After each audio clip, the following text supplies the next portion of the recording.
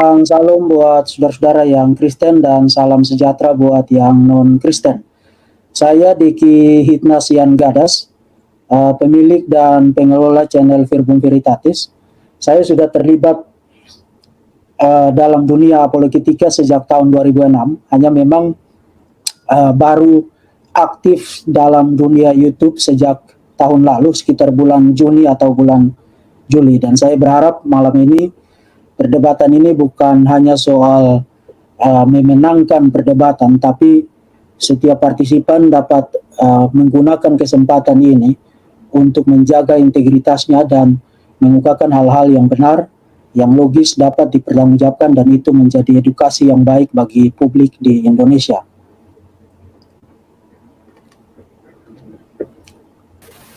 Sudah cukup, Pak? Baik, terima kasih Pak Verbum Veritatis.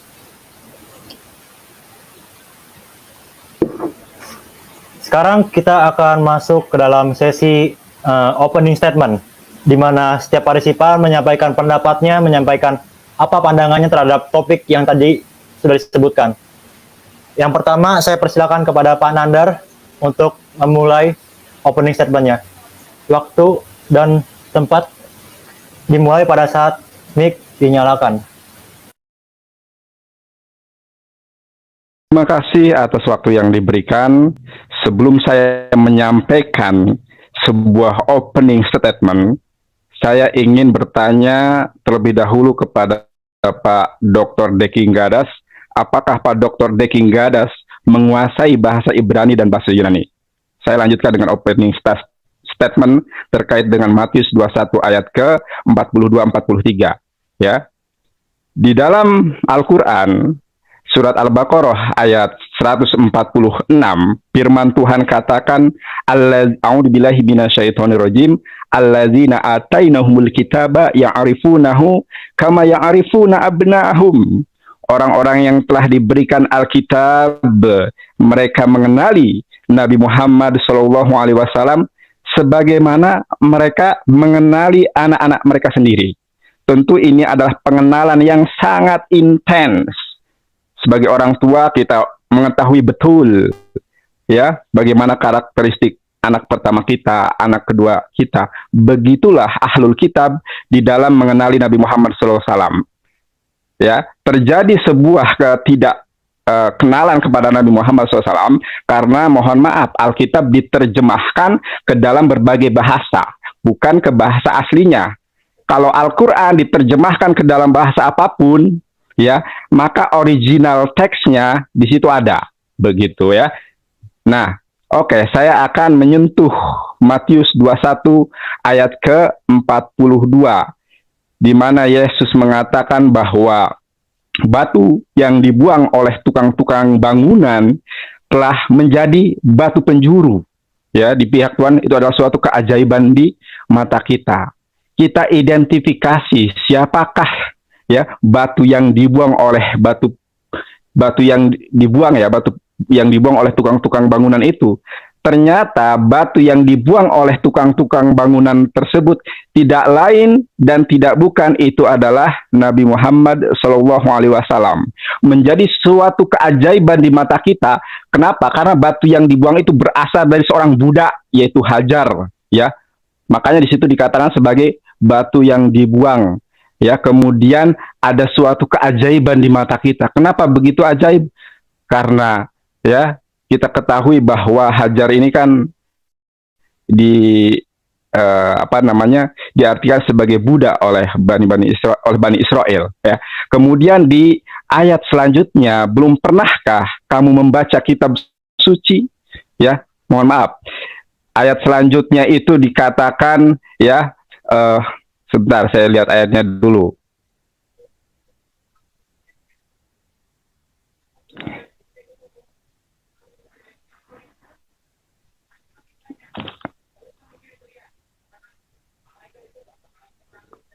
Oke. Kerajaan Allah akan diambil daripadamu dan akan diberikan kepada satu bangsa lain yang menghasilkan buah kerajaan Allah itu. Ya, siapa lagi kalau bukan ini adalah umat Islam, ya. Sebelum beranjak ke situ, saya akan kembali kepada Matius 21 ayat ke-42, ya. Batu penjuru, ya, di dalam bahasa Ibrani adalah finah, kalau dalam bahasa Arab adalah labinah, ya. Labinah, batu penjuru. Di dalam sebuah hadis yang sahih, Rasulullah Shallallahu Alaihi Wasallam ya mengilustrasikan tentang dirinya, ya. Perumpamaanku dengan nabi-nabi sebelumku adalah seperti seseorang yang membangun rumah yang indah, ya. Kemudian orang-orang mengitari rumah tersebut seraya berkata, alangkah indah sekali rumah ini, ya. Akan tetapi kok ada batu bata yang kosong.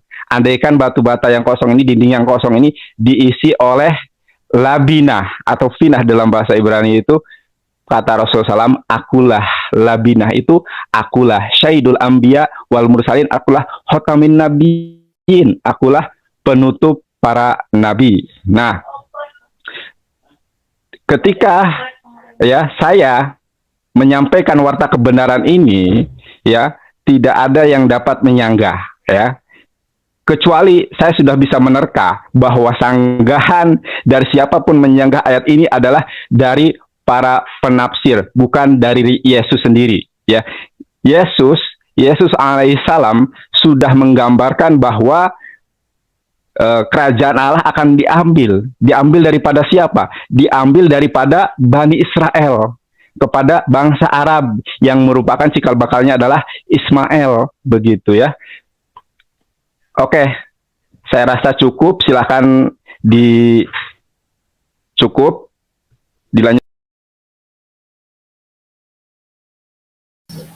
Baik, terima kasih banyak Pak Nandar atas opening statement-nya. Lalu berikutnya saya persilakan untuk Pak Verbum Veritatis untuk melakukan opening statement-nya mengenai topik yang telah disebutkan sebelumnya. Waktu akan dimulai setelah mic saya buka. Untuk opening statement-nya, ini saya belum memberikan sanggahan terhadap opening statement dari Pak Nandar karena saya perlu mengemukakan argumen saya secara positif yang akan saya bela di sepanjang perdebatan ini. Nah, argumen saya beri nama Nandar Dilema atau Dilema Nandar. Kenapa saya sebut argumen ini Dilema Nandar? Karena pada dasarnya di dalam perdebatan ini hanya ada dua kemungkinan, yaitu either Pak Nandar benar atau Pak Nandar salah bahwa Matius pasal 21 ayat 42 ayat 43 memuat nubuat mengenai Muhammad. Nah, argumen saya adalah either Pak Nandar benar atau Pak Nandar salah, Pak Nandar akan tetap berakhir dengan kesimpulan bahwa Pak Nandar salah di dalam kedua kemungkinan tersebut. Bahkan bukan salah secara konseptual, tapi kedua kesimpulan tersebut mengharuskan implikasi logis yang lain bahwa Pak Nandar menolak Allah Subhanahu wa Ta'ala, menolak Muhammad, menolak Quran, menolak Islam, dan dengan mendatangi Matius pasal 21 ayat 42 ayat 43, Pak Nandar malam ini, jika dia konsisten secara logis, kita wajib memanggil dia untuk murtad dari Islam. Dan saya akan membuktikan itu di dalam opening statement ini. Pertama, kita mulai dari kemungkinan bahwa Pak Nandar benar bahwa Matius pasal 21 ayat 42 ayat 43 mengandung nubuat mengenai Muhammad. Nah, mengenai kemungkinan ini, saya akan mengemukakan tiga aspek pembuktian. Yang pertama, parameter, yang kedua, fakta, dan yang ketiga, logik dari parameter dan fakta tersebut. Saya mulai dari parameter. Sebagai seorang Muslim, Pak Nandar harus argue berdasarkan Quran sebagai acuan otoritatif baginya sebagai seorang Muslim. Dan di dalam Quran, hanya ada dua teks Quranik yang memuat rujukan suruhan kepada Muslims untuk mencari, mengidentifikasi nubuat mengenai Muhammad di dalam Alkitab, yaitu surat Al-Araf, surat 7 ayat 157, dan surat As-Saf, surat 61 ayat 6, karena keterbatasan waktu kita tidak membaca teks tersebut. Dan kalau kita bermurah hati, maka kita bisa menambahkan satu teks lagi, Al-Baqarah 146 yang tadi sudah dikutip oleh Pak Nandar. Jadi hanya ada 2 teks Quranik plus 1 kalau kita bermurah hati. Dan kalau kita melakukan total reading terhadap kedua teks Quranik yang utama plus Al-Baqarah 146 itu, maka kita mendapati setidaknya 3 parameter argumentatif yang harus diacu oleh Muslims ketika mereka mencoba menemukan, mengidentifikasi teks-teks Alkitab untuk mendapatkan nubuat mengenai Muhammad. Pertama, parameter yang pertama, berdasarkan 3 teks Quranik tersebut, Quran menetapkan batas atau cakupan teks di mana nubuat mengenai Muhammad terdapat di dalamnya, yaitu Taurat dan Injil. Artinya di luar Taurat dan Injil, Muslims tidak boleh pergi ke sana untuk mencari-cari nubuat mengenai Muhammad.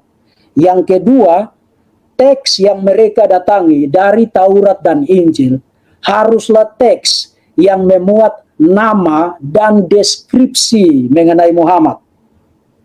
Dan yang ketiga, nama yang harus mereka temukan dari teks-teks Taurat maupun Injil yang mereka datangi untuk mendapatkan nubuat mengenai Muhammad adalah Ahmad. Itu terdapat dalam surat Asaf ayat 6. Dan kalau kita tambah lagi Al-Baqarah 146, maka parameter yang lain adalah harus terdapat pengenalan akan Muhammad dari pihak orang-orang Yahudi mengenai Muhammad di dalam Taurat maupun di dalam kitab-kitab Injil. Itu adalah parameter-parameter yang Pak Nandar harus argue berdasarkan parameter-parameter tersebut. Dan dalil yang lain yang dikemukakan di luar dari parameter-parameter itu tidak diizinkan oleh Quran. Sebab di dalam teologi Islam, misalnya saya kutip dari buku ini sekarang, kalau Bapak saudara-saudara bisa lihat, studi ilmu Quran, halaman 430, dikatakan begini, ketahuilah bahwa Quran telah mencakup segala macam dalil dan bukti. Tidak ada satu dalil pun, satu bukti atau definisi-definisi mengenai sesuatu, baik berupa persepsi akal maupun dalil nakal yang universal, kecuali telah dibicarakan oleh kitab pula, oleh Quran.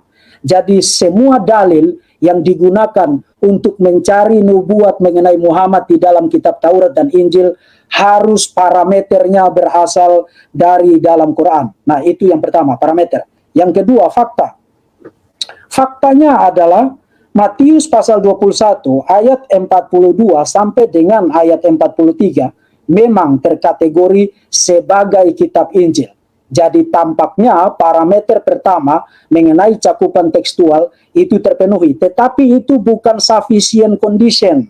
Itu bukan syarat cukup. Masih ada parameter-parameter lain yang harus dipenuhi oleh Pak Nandar untuk membuktikan case-nya bahwa Muhammad dinubuatkan di dalam Matius pasal 21 ayat 42 ayat 43. Yang kedua, fakta yang kedua, tidak ada nama Ahmad di dalam Matius pasal 21 ayat 42 ayat 43 sebagaimana yang dimandatkan di dalam surat Asaf ayat 6. Dan yang ketiga, kriteria atau parameter pengenalan orang-orang Yahudi akan Muhammad berdasarkan Al-Baqarah 146, tidak satu pun penafsir kitab suci Perjanjian Baru di muka bumi, di dalam dunia yang diciptakan oleh Tuhan ini, tidak satu pun baik penafsir yang akademik, semi-akademik, maupun yang devosional, tidak satu pun penafsir yang membaca Matius pasal 21 ayat 42 dan ayat 43 lalu menemukan Muhammad dinubuatkan di dalam teks itu. Sekarang yang ketiga, itu faktanya, dan sekarang kita beralih ke yang ketiga, logiknya. Nah, berdasarkan ketidaksinkronan antara parameter-parameter Quran dan fakta yang kita temukan berdasarkan eksegesis terhadap Matius pasal 21 ayat 42 ayat 43, maka ada setidaknya dua implikasi atau dua konsekuensi logis dari upaya Pak Nandar untuk membuktikan mengenai nubuat akan Muhammad dari dalam teks tersebut. Pertama, Pak Nandar mendatangi perdebatan ini untuk membuktikan case-nya tidak lagi hidup, atau kita bisa gunakan istilah tidak lagi argue sebagai seorang muslim yang wajib untuk hidup dalam full submission to Allah. Itu adalah mandat dari Quran. Semua muslim harus tunduk mutlak kepada Allah yang wahyunya, kehendaknya, willnya dinyatakan di dalam Quran. Kenapa demikian? Karena dia tidak menghiraukan batasan-batasan atau parameter-parameter yang telah ditetapkan oleh Allah di dalam Quran untuk mencari nubuat mengenai Muhammad. Dia mendatangi sebuah teks yang tidak memuat parameter-parameter yang dimandatkan oleh Quran. Itu implikasi logis yang pertama. Yang kedua, dengan menggunakan argumen-argumen yang tidak dimandatkan oleh Quran untuk mendapatkan nubuat mengenai Muhammad dari Matius pasal 21 ayat 42 ayat 43, Pak Nandar sebenarnya secara logis sedang mendeklarasikan diri sebagai muslim yang lebih kreatif dan lebih pintar dari Allahnya. Sebab dengan memunculkan argumen-argumen baru yang tidak dimunculkan oleh Quran sendiri, Pak Nandar secara logis menyatakan bahwa Quran bukanlah kitab suci yang sempurna. Itulah sebabnya dia perlu menolong Allah Subhanahu wa Ta'ala yang tidak dimandatkan oleh Quran. Jadi, premis pertama saya, kalau Pak Nandar benar bahwa Matius pasal 21 ayat 42 ayat 43 adalah nubuat mengenai Muhammad, maka Pak Nandar secara implikasi logis hari ini telah mendeklarasikan penolakannya terhadap Quran, dan karena mendeklarasikan penolakannya terhadap Quran, maka Pak Nandar... Mohon maaf Pak Verbum, waktu telah habis. Berhubung juga Pak Nandar tiba-tiba tidak muncul di layar. Pak Nandarnya tidak ada. Coba cek, coba cek. Waktu saya sudah habis? Sudah habis Pak. Kan tadi saya udah pasangin itu Pak, layarnya Pak. Nah, tuh. Oke. Korin. Pak Oke, Nandar Pak. kemana? Tadi close connect tadi sepertinya Pak. Ah, Oke, sekarang kita masuk ke dalam sesi rebuttal, di mana masing-masing partisipan dapat menyampaikan sanggahannya, menyampaikan opininya untuk menguatkan opininya masing-masing. Yang pertama, saya persilakan untuk Pak Nandar terlebih dahulu. Waktu dan tempat saya persilakan pada saat mic. Ya. Kita harus tetap fokus kepada pembahasan Matius 21 ayat ke-42 ayat ke-43 ya. Nah, sebetulnya kalau kita merunut dari ayat ke-33, jadi Yesus Isa alaihissalam itu adalah seorang nabi. Ya, ketika dia mengajarkan segala sesuatu itu menggunakan perumpamaan, ya. Kita bisa lihat atau Anda lihat sendiri karena waktu ini saya dibatasi ya cuma 5 menit. Dari ayat ke-33 sampai dengan 41 itu menceritakan tentang penggarap anggur ya, perumpamaan tuan, kemudian hamba, itu memperumpamakan Yesus ya. Yesus memperumpamakan bagaimana Tuhan mengutus para nabi, mengutus para rasul, akan tetapi Bani Israel ini adalah bani yang cukup bebal begitu ya. Dia diutus para nabi, diutus para rasul, tapi ada yang dibunuh ya, ada yang dibuang dan lain sebagainya. Silahkan Anda baca di dalam penggarap anggur itu dari ayat ke-33 sampai dengan ayat ke-41. Nah, karena saking jengkelnya Yesus ya, Isa alaihissalam, maka Isa alaihissalam menyampaikan suatu warta kebenaran tentang datangnya seorang nabi. Siapakah sosok nabi tersebut? Ya, tadi sudah saya jelaskan di opening statement.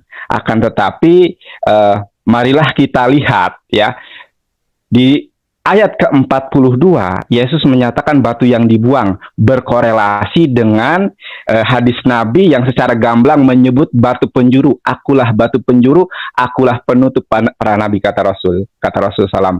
Dan tidak hanya berhenti sampai di situ, saudara, akan tetapi ayat ke-43-nya, saudara, di situ dikatakan ya, kerajaan Allah itu adalah risalah ya, risalah tauhid yang dibawa oleh para nabi terdahulu, dari Nabi Nuh ya, Abraham, Moses, terus sampai Isa alaihissalam, Shema Yisrael Adonai Elohim Adonai Ahad, mengajarkan keesaan Allah. Akan dicabut daripada kamu ya, yang diajak berbicara oleh Yesus tentu Bani Israel, akan diberikan kepada suatu bangsa lain yang akan menghasilkan buah kerajaan Allah itu ya.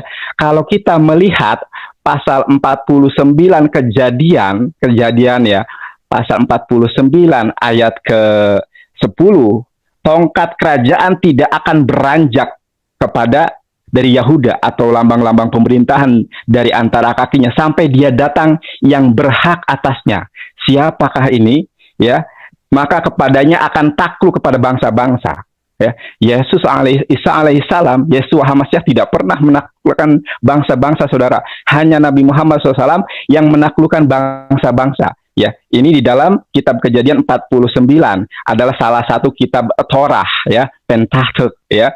Nah, kemudian di dalam Yesaya, saudara, dijelaskan di situ ya, hen abdi et mabau bahiri resete. Oleh karenanya tadi saya mengatakan Pak Deki Gadas menguasai bahasa Ibrani tidak. Kalau bisa saya mau belajar kepada Pak Deki Gadas. Hen abdi etma. Etma itu semula katanya adalah alef ya, het mem dalet Ahmad, akan tetapi menjadi hen abdi ya, etma.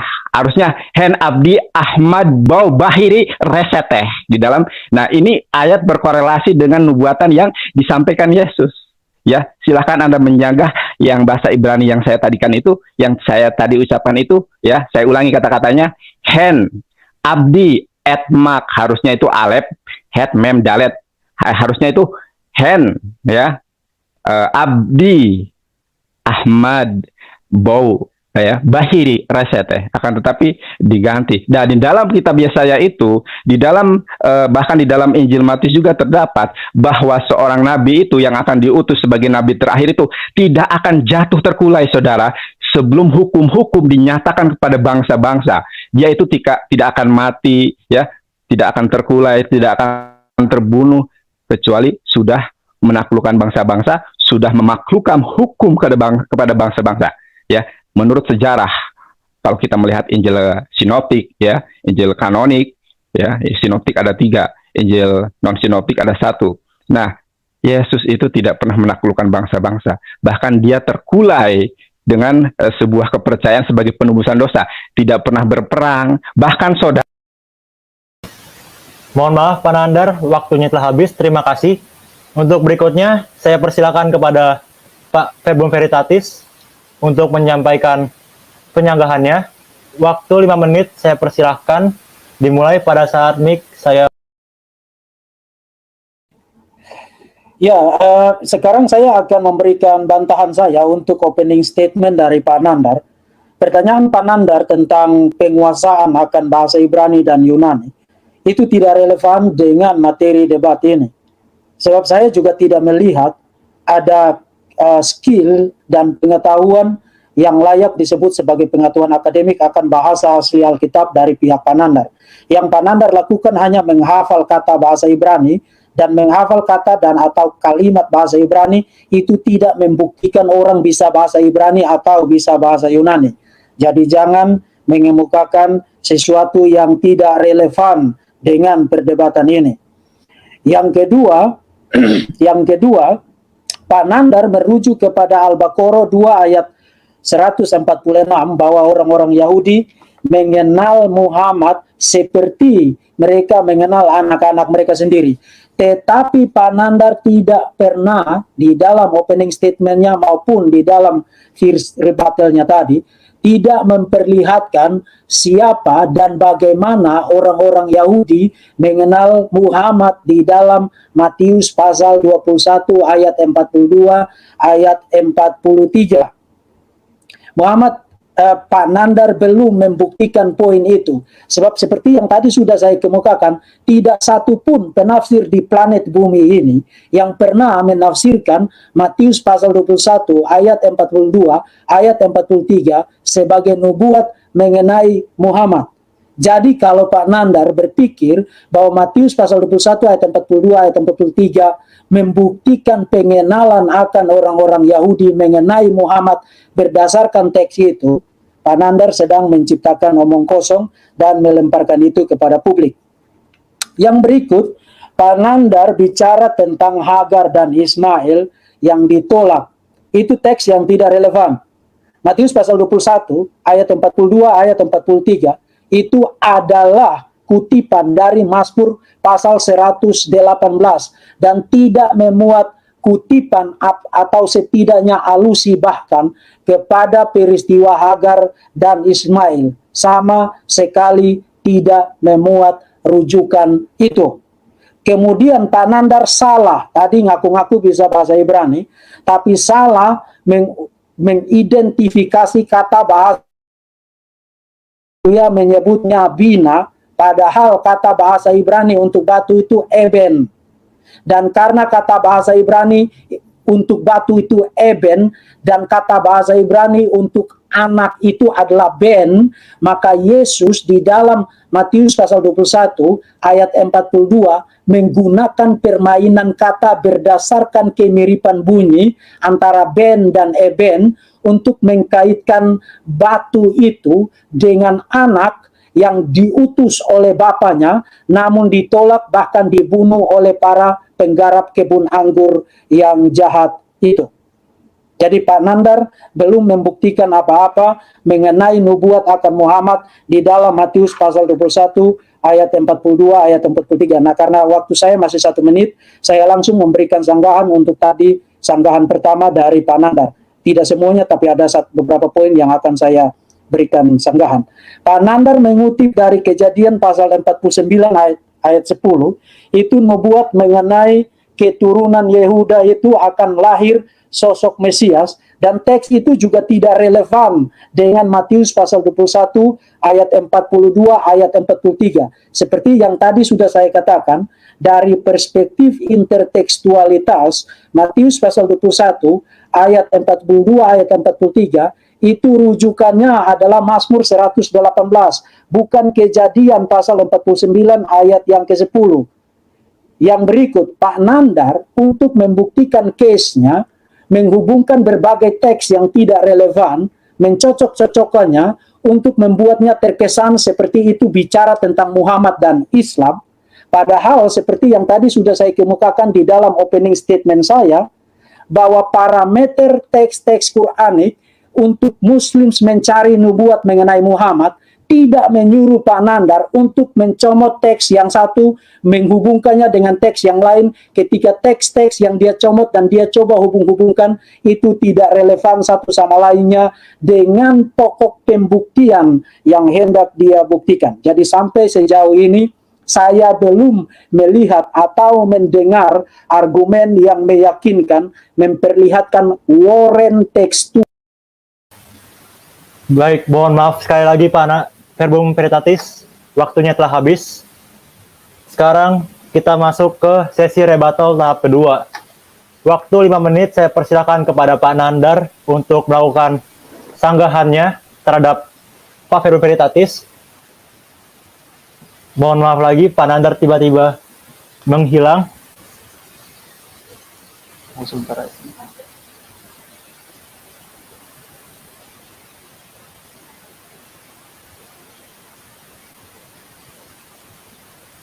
Pak Nandar.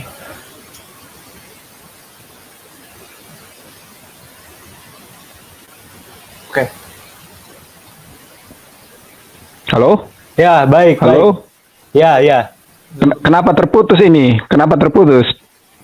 Saya juga kurang tahu, Pak. Baik, sekarang kita masuk kepada sesi rebuttal tahap kedua. Waktu 5 menit, Iya. saya alokasikan untuk Bapak. Setelah mic saya buka. Jadi kenapa saya sampaikan tadi begini Pak, bahasa Ibrani dengan bahasa Arab itu adalah bahasa yang serumpun, dari abjadnya, dari huruf hijaiyah itu hampir sama, alef, bet ya. Kenapa saya mengatakan, saya bertanya Pak Deki bisa bahasa Ibrani atau tidak? Saya ingin mengkaji di dalam Injil Matius, di situ tertulis di dalam bahasa Ibrani, hen, lihatlah, abdi, hambaku, ya, Ahmad. Akan tetapi di situ ada sebuah distorsi begitu ya, menjadi etma ya. Akan tetapi kalau kita melihat ayat ini keseluruhan, maka akan terlihat jelas bahwa ini adalah Nabi Muhammad SAW ya. Hen, abdi, Ahmad, bau, Bashiri Rasyateh ya. Artinya ya, karena tidak bisa bahasa Ibrani, mari kita mengkaji terjemahan, salam terjemahan. Lihatlah ya, korelasi dengan Yesaya 42. Lihatlah ya, itu hambaku yang kupegang ya. Kalau di situ gak diganti menjadi etma karena alef, het, mem, dalet, maka lihatlah hambaku yang hambaku Ahmad, orang pilihanku. Pilihanku di dalam bahasa Arab saudara adalah Mustafa, yang kepadanya aku berkenan. Aku telah menaruh rohku ke atasnya ya. Wa ma yantiqu anil hawa in huwa illa wahyu yuha. Tidaklah apa yang diucapkan oleh Nabi Muhammad SAW kecuali adalah wahyu yang diwahyukan oleh Allah kepadanya. Tuh. Ayat ketiga nih saudara, bisa lihat Yesaya 42 ayat 1 sampai ke 4. Buluh yang patah terkulai tidak akan diputuskannya, dan sumbu yang pudar nyalanya tidak akan dipadamkannya. Ya, ia sendiri tidak akan menjadi pudar dan tidak akan patah terkulai sampai ia menegakkan hukum di bumi. Siapa lagi kalau Yesus, seperti yang saya tadi sampaikan ketika menyanggah bahwa Yesus tidak pernah menaklukkan bangsa-bangsa, tidak pernah ya kemudian menyatakan hukum kepada bangsa-bangsa. Karena kalau kita melihat Matius ya, mana? Matius 26 ayat ke-56, para hawariun atau murid-murid Yesus ketika Yesus ya berdakwah, berkhotbah di Bait Allah kepada orang-orang Yahudi, langsung ngacir saudara, bisa dilihat ya. Matius 26 ayat 56. Jadi para murid itu ngacir, berlari dia, bisa dilihat sendiri ya. Nah, kemudian ia tidak akan berteriak atau menyaringkan suara ya. Yesaya 42 ayat kedua. Yesus menyaringkan suaranya ya. Yesus berteriak di dalam apa? Di dalam Injil Markus pasal 35 kalau tidak salah, itu ketika Yesus mengatakan Yesus pon megale Eloi lama sabachthani. Yesus pon berbicara ya, megale itu sangat keras. Eloi lama sabachthani, Tuhanku mengapa engkau tinggalkan aku. Sedangkan Nabi Muhammad SAW di dalam sirah nabawiyah, dia itu berkata itu seperlunya, tidak berteriak-teriak di jalan. Siapa lagi? Inilah nubuatan Nabi Muhammad SAW yang sungguh nyata di dalam Alkitab saudara. Ini baru Yesaya, ini baru Kejadian, belum saya membahas kitab Kidung Agung, Sir Hasirim, Dodi Cahwe Adum Dagul Merpapa Hiko Mamtakim, Wehulo Muhammadim Jedudi Wajerei Benot Yerusalem. Nah, kalau kita melihat Yesaya ini saudara, maka tidak mungkin ini digenapi oleh Nabi Isa alaihissalam. Pertama, Nabi Isa berteriak ketika disalib itu, mengatakan bahwa pon megale Eloi. Yesus megale itu mega itu kan gede ya, mega bas gitu. Berteriak dia.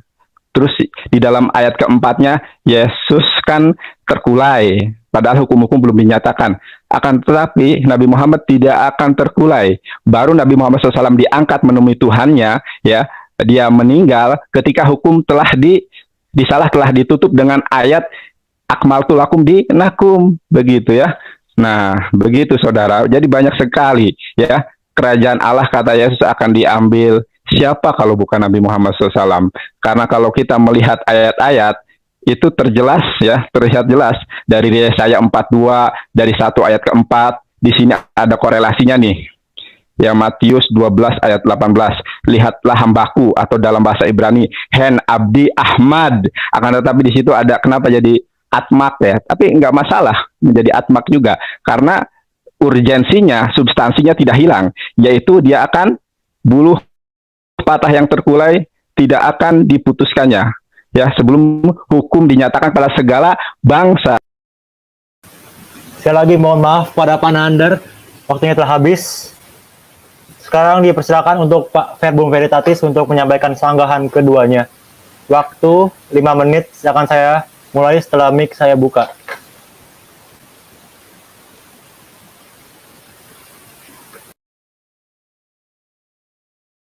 Mengemukakan premis-premis red herring dan mengemukakan teks-teks yang tidak relevan dengan perdebatan ini. Bahkan Pak Nandar sudah melupakan topik debat dan lari kemudian loncat ke sana kemari, kemudian berdansa di sekeliling panggung tapi tidak naik ke atas panggung tempat di mana dia harus berdansa. Dia bicara tentang Yesaya pasal 42 ayat 1 sampai 4. Tidak ada relevansi teks itu dengan Matius pasal 21 ayat 42 ayat 43 yang hendak digunakan Pak Nandar untuk membuktikan kenabian Muhammad.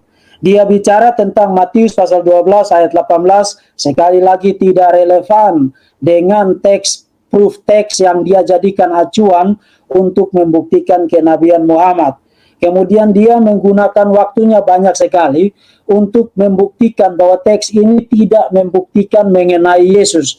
Memang kita sekarang tidak bicara tentang pembuktian mengenai Yesus. Kita sekarang bicara tentang pembuktian mengenai nubuat akan kenabian Muhammad. Jadi Pak Nandar tolong jangan lupakan topik debat kita malam ini. Jangan pindah ke topik yang lain, Pak. Kemudian Pak Nandar memberi kesan, bahkan bukan memberi kesan, tapi menyatakan bahwa Matius ditulis mengutip versi teks Ibrani dari Injil Matius. Nah, memang Pak Nandar tidak mengatakan ini, tapi saya melihat dan mendengar banyak apologet Muslims yang argue, terutama Pak Menakem Ali, bahwa kitab-kitab Injil itu ditulis dalam bahasa Ibrani atau bahasa Aramaik. Nah, memang dulu orang pernah berdebat bahwa Injil Matius sangat mungkin ditulis di dalam bahasa Ibrani atau di dalam bahasa Aramaik. Tetapi sekarang pandangan itu sudah ditinggalkan. Di dalam dunia kesarjanaan Perjanjian Baru, tidak ada lagi orang yang percaya bahwa Injil Matius itu ditulis di dalam bahasa Ibrani. Kenapa? Karena tidak pernah ada bukti tekstual bahwa versi asli, original teks dari Injil Matius itu ditulis di dalam bahasa Ibrani. Dan itu sekali lagi saya ingatkan Pak Nandar, pertanyaan mengenai keterampilan penguasaan akan bahasa Ibrani, bahasa Yunani tidak relevan di sini. Sebab saya tidak melihat kemampuan Pak Nandar menguasai bahasa Ibrani dan bahasa Yunani. Pak Nandar itu kan hanya menghafal. Penguasaan bahasa Ibrani dan Yunani itu lebih daripada sekadar menghafal. Kalau saya minta Pak Nandar sekarang parsing kata-kata bahasa Ibrani yang Pak Nandar kutip tadi, Pak Nandar pasti tidak bisa jawab. Bahkan parsing itu apa saja, Pak Nandar tidak paham apa itu parsing. Jadi sekali lagi kembali ke topik debat kita dan buktikan bahwa Muhammad dinubuatkan di dalam teks itu. Sebab sejauh ini Pak Nandar belum membuktikan apapun bahwa Matius pasal 21 ayat 42 ayat 43 mengandung nubuat mengenai Muhammad. Malah sebaliknya Pak Nandar berdansa ke sana kemari, bergoyang ke sana kemari, lalu menabrak dan bertentangan dengan parameter-parameter acuan argumentatif untuk membangun case mencari nubuat mengenai Muhammad di dalam Alkitab. Jadi semakin Pak Nandar berupaya ke sana kemari, Pak Nandar semakin membuktikan bahwa Pak Nandar telah murtad dari Islam malam hari ini. Karena Pak Nandar tidak lagi taat kepada parameter-parameter yang telah ditetapkan oleh Allah Subhanahu wa Ta'ala di dalam Quran, surat Al-Araf, surat Asaf, dan Al-Baqarah, seperti yang tadi sudah saya kemukakan. Nah, Pak Nandar berpikir bahwa ayat 43 itu bicara tentang kerajaan Allah itu dialihkan dari Israel kepada bangsa lain, lalu Pak Nandar membuat lompatan kesimpulan bahwa itu berarti diserahkan kepada Muslim. Itu simply tidak benar. Simply tidak benar. Sebab kalau kita baca ayat 43, sebab itu aku berkata kepadamu, mu di situ siapa Pak Nandar di dalam konteksnya? Mu di situ adalah para pemimpin Yahudi yang menjadi objek dari kritik Yesus, seperti yang terindikasi secara kuat di dalam ayat 45. Aku berkata kepadamu bahwa kerajaan Allah akan diambil daripadamu. Mu di situ bukan Israel secara keseluruhan seperti yang disimpulkan oleh Pak Nandar. Mu di situ adalah para pemimpin Yahudi, dengan kata lain kepercayaan Yahweh kepada para pemimpin Yahudi. Mohon maaf lagi Pak Verbum, waktu juga sudah habis dan Pak Nandar juga menghilang dari room. Pak Nandarnya hilang dari room. Oh, sebentar ya.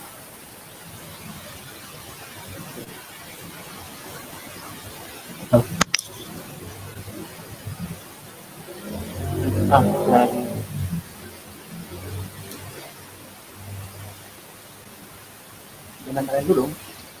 Ya baik, sekarang sesi rebuttal tahap 3. Waktu yang dialokasikan sebanyak 5 menit. Silakan Pak Nandar, waktunya saya mulai setelah. Oke, jadi keywordnya, tanda kuncinya sudah sangat jelas sekali saudara di dalam Matius 21 ayat 42 dan 43 ya. Pak Deki salah ya. Pak Deki rupanya wawasan tentang Al-Qur'annya kurang ya. Selain ya allazina atainahumul kitaba ya'rifunahu kama ya'rifuna abna'ahum, ada juga mubasyirum bi rasul ya'ti min ba'dihi Muhammad. Kemudian ada juga di dalam surat Al-Mu'min ya, ayat ke-78 bahwa memang ya tidak setiap perkataan tentang Nabi Muhammad SAW diceritakan ya di dalam Al-Qur'an mengenai bagaimana mereka menubuatkan, tidak. Akan tetapi Allah Subhanahu wa taala telah mengambil sebuah perjanjian yang teguh dengan para nabi ya akan kedatangan Nabi Muhammad SAW. Jadi setiap nabi itu telah diwahyukan ya bahwa akan datang Nabi Muhammad Shallallahu Alaihi Wasallam ya. Jadi bukan hanya di dalam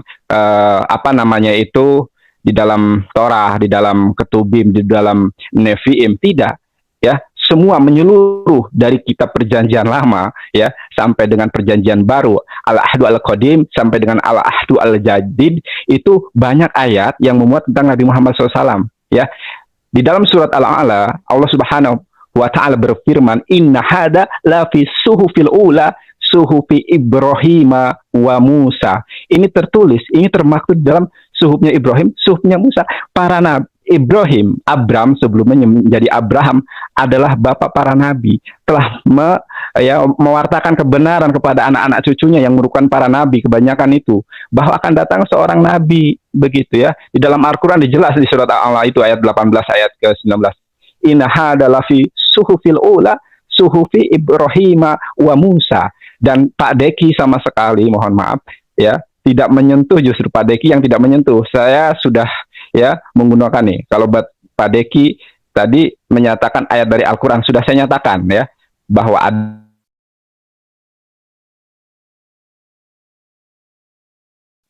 yang diceritakan. Sekarang kita masuk aja ke Matius 21 ayat Matius 21 42 43. Siapa sih sebenarnya ini? Kalau memang tidak percaya ini Nabi Muhammad SAW, harusnya menunjukkan nama lain ya. Dalam Injil Matius kan sudah ada tadi, Hen Abdi Etmak, harusnya Alef Mem Dalet Ahmad, akan tetapi menjadi Etma ya. Bau Bahiri Reseteh ya, hamba pilihanku yang kupegang. Pilihanku itu kan dalam bahasa Arab Mustafa, suatu gelar yang disematkan kepada Nabi Muhammad SAW. Artinya adalah pilihan, Rasul pilihanku, sebagai kuriosnya para nabi, kuriosnya para rasul, atau dalam perspektif Islam, Sayyidul Anbiya wal Mursalin, ya, junjungannya, kuriosnya para nabi dan para rasul, Khotamin Nabiyyin, penutupnya para nabi. Jadi banyak sekali ayat yang menubuatkan Nabi Muhammad SAW. Saya belum menyentuh sir hasirim. Ini masih di dalam pembahasan Matius 21 ayat 42 ayat 43 ya. Sebetulnya banyak sekali ya. Saya juga sampai Masya Allah ya. Wa qul ja'al haqqu wa jahaqal batil innal batila kana jahuqo. Ketika Islam datang sebagai sebuah kebenaran. Mohon maaf ya, saya itu suka menggebu-gebu kalau ngomong. Ketika Al-Quran datang sebagai sebuah kebenaran, maka yang batil, yang tidak benar pasti akan lenyap. Benar sekali yang firman Tuhan katakan ini, saudara. Begitu ya. Harusnya Pak Deki, mohon maaf Pak Deki, menyanggah langsung. Harusnya ini Yesus begitu ya. Bukan Muhammad, kan enak begitu. Ya, kalau saya menyatakan didukung dengan ayat-ayat lain bahwa Nabi Muhammad SAW di dalam Alkitab tidak akan mengeraskan suaranya, terbukti Nabi Muhammad SAW tidak mengeraskan suaranya. Justru Yesus pon megale Eloi Eloi lama sabaktani. Yesus berteriak dengan kencang, megale, silahkan cari dalam bahasa Yunani. Pon megale, ya. Yesus berteriak dengan kencang, Eloi Eloi.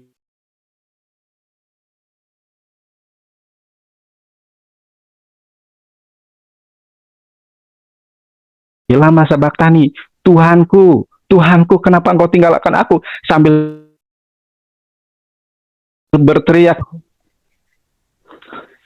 berteriak di tiang salib. Terbiasa menggebu-gebu ini, saudara. Mohon maaf ya. Ya, sudah. Saya rasa cukup. Jadi penting sekali Pak Deki. Kalau Pak Deki memang tidak bisa, ya bilang aja. Baik, terima kasih Pak Nandar. Waktu juga telah habis, mohon maaf. Selanjutnya, rebuttal sesi 3 akan dilakukan oleh Pak Verbum Veritatis. Waktu akan dimulai setelah mic saya. Soal bahasa Ibrani dan bahasa Yunani, Pak Nandar bisa ikut kelas saya, karena saya juga mengajar bahasa Ibrani dan bahasa Yunani. Tapi itu tidak relevan. Yang Pak Nandar lakukan itu hanya menghafal, tapi tidak memperlihatkan pengetahuan akan gramatikal bahasa Ibrani dan bahasa Yunani. Yang kedua, Pak Nandar terus-menerus mengoceh bahwa teks ini tidak membuktikan mengenai Yesus. Tetapi Pak Nandar lupa bahwa topik kita adalah pembuktian Muhammad dinubuatkan di dalam Matius pasal 21, ayat 42, ayat 43. Jadi Pak Nandar harus kembali kepada topik itu, dan sejauh ini tidak ada satupun argumen dari Pak Nandar yang memperlihatkan bahwa memang teks itu menubuatkan mengenai Muhammad, dan memang tidak ada. Tidak ada warren tekstualnya, tidak ada warren logisnya untuk berkesimpulan bahwa Matius pasal 21 ayat 42 ayat 43 adalah nubuat mengenai Muhammad. Sama sekali tidak ada keharusan logis itu untuk kita berkesimpulan begitu dari Matius pasal 21 ayat 42 ayat 43. Dan mengenai parameter-parameter teks-teks Quranik yang saya kemukakan tadi, katakan saja for the sake of argument, masih ada teks-teks yang lain, itu tidak berarti bahwa parameter-parameter teks-teks Quranik yang tadi saya kemukakan itu tidak benar loh. Karena itu adalah parameter-parameter yang terkandung di dalam teks-teks itu, yang ironisnya Pak Nandar argue malam ini persis bertentangan dengan parameter-parameter itu sama sekali.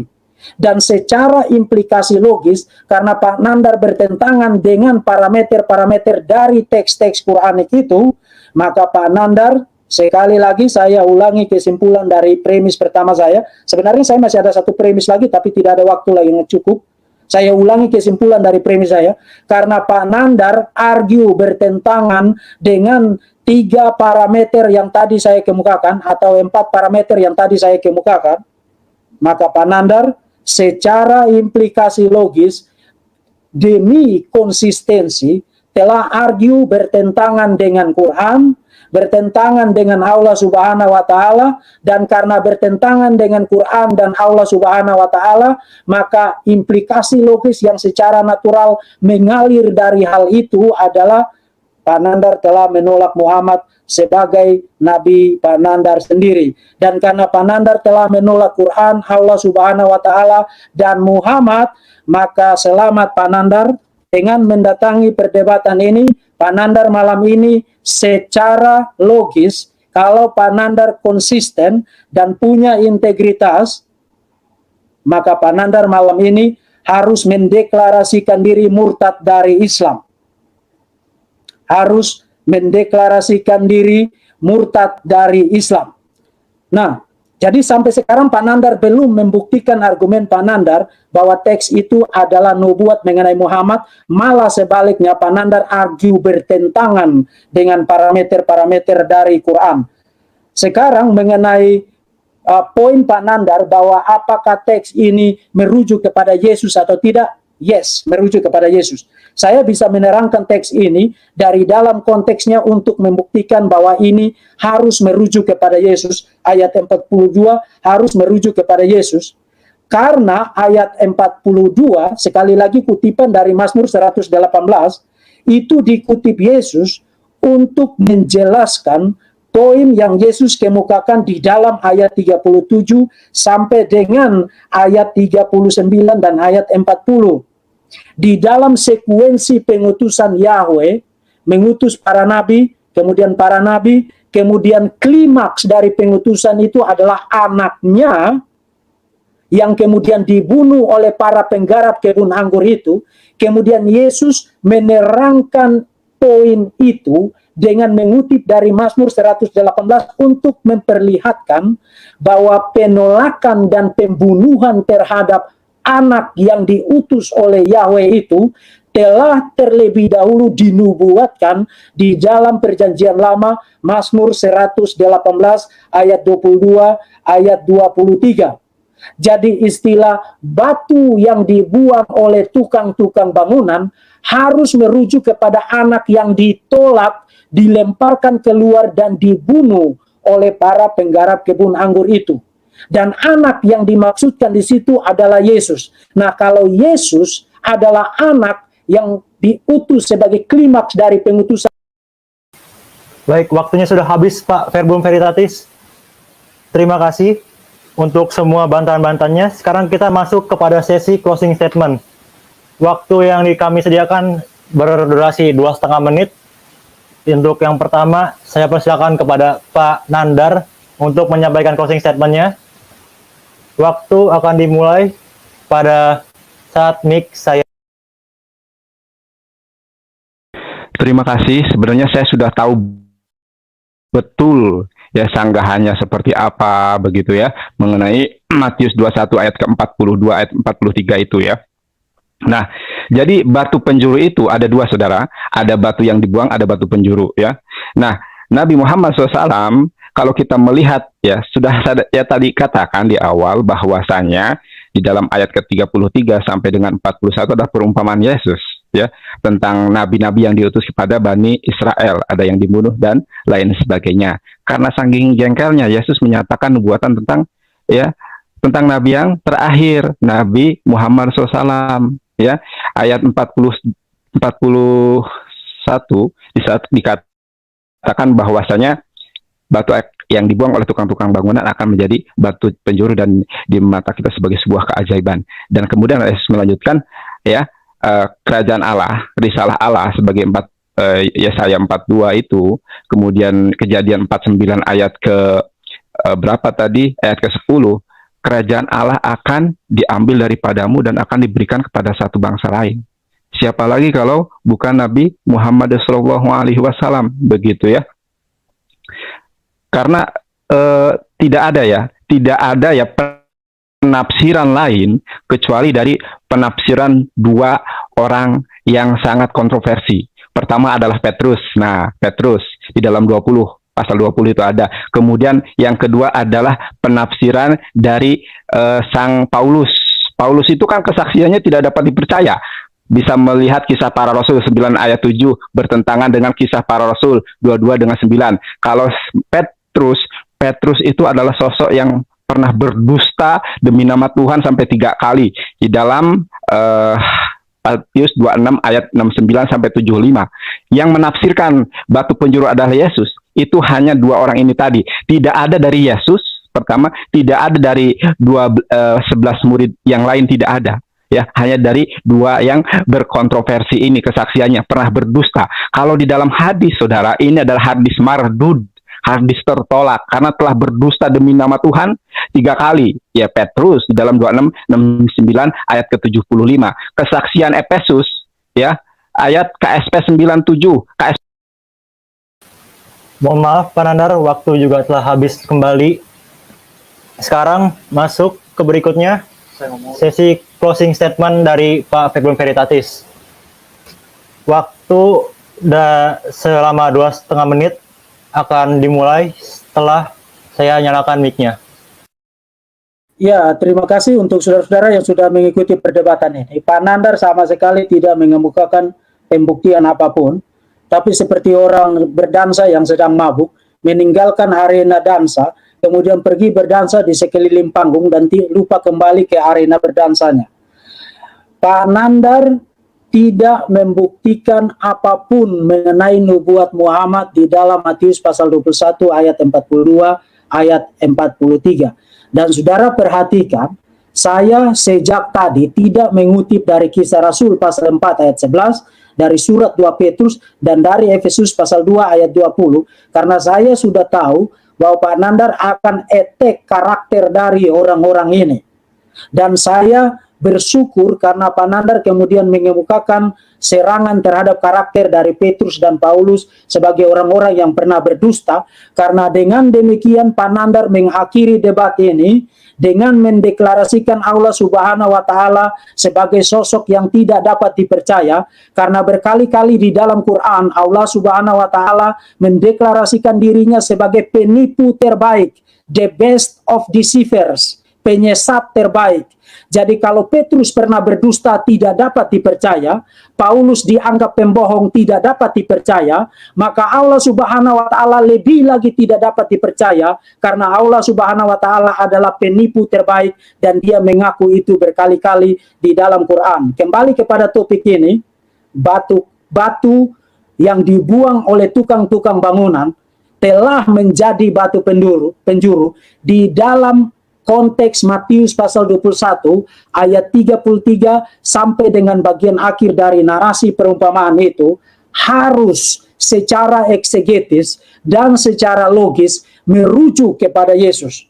Jadi kalau Pak Nandar mengatakan bahwa Yesus tidak pernah menyatakan bahwa dia adalah batu yang dibuang oleh tukang-tukang bangunan itu dan batu itu telah menjadi batu penjuru, lalu apa yang dibaca oleh Pak Nandar di dalam Matius pasal 21? Bukankah itu kata-kata Yesus? Dan Yesus mengutip Mazmur pasal 118 itu untuk bicara tentang anak yang telah ditolak, dilemparkan keluar, kemudian dibunuh. Dan anak itu tidak lain adalah Yesus sendiri. Artinya menurut Yesus sendiri, dia adalah anak yang tertolak. Thank you for the happiest year of my life.